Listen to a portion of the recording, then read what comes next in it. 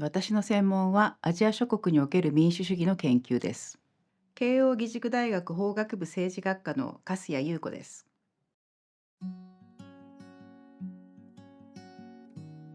私が現在取り組んでいる研究は民主主義の後退という問題を大テーマにしてまして、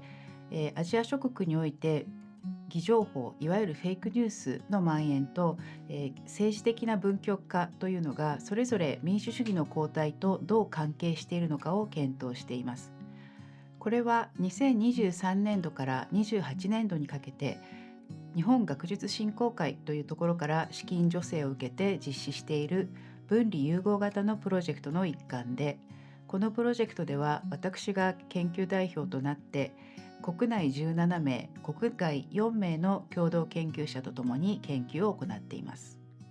このプロジェクトは私のこれまでの民主主義研究の延長線上にあるものです。私はこれまでさまざまな角度から民主主義の問題に取り組んできました。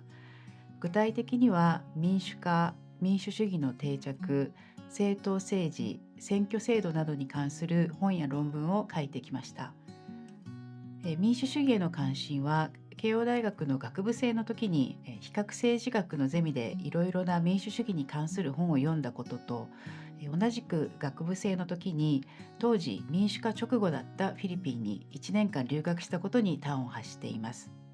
その後フィリピンの民主化と政党政治に関する博士論文を書いて今に至っています。先ほどご紹介した日本学術振興会のプロジェクトでは2024年に選挙を実施したアジア諸国であるインド、インドネシア、韓国、日本、台湾において共通の質問票を使ったオンラインサーベイを実施しています。このサーベイでは各国の有権者がどの程度政治的に分極化あるいは分断しているのかという点と、そして極端な意見を持っている有権者は非民主的な態度を持っているのかどうかについて分析しています。結果を簡単にまとめると、アジア諸国の場合では欧米とは異なって極端なイデオロギーや党派的な態度よりも政治的に無知な人ほど非民主的な態度を持つ傾向があることが分かりました。学術振興会プロジェクトのもう一つの柱が選挙における偽情報、フェイクニュースの問題です。私がこの問題に取り組むようになったきっかけが2022年のフィリピン大統領選挙におけるフェイクニュースの蔓延です。現在はコンピューターサイエンスの分野の研究者とともに2024年インドネシア選挙におけるデータを使って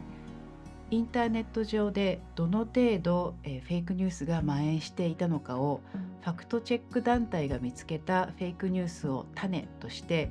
AI を使ってサイバースペース全体での蔓延状況を検知するシステムの開発にも取り組んでいます。研究者として大切にしていることはいくつかあって、ニュースや本、論文などを読んでいる時に感じる違和感がその一つ目です。論文のリサーチクエスチョンはだいたいこの違和感から始まっています。もう一つ大切にしていることとしては特に最近は共同研究が多くなっていることもあって共同研究者にとって一緒に研究しやすいと思ってもらえるようにするにはどうしたらいいかということをいつも考えるようにしています。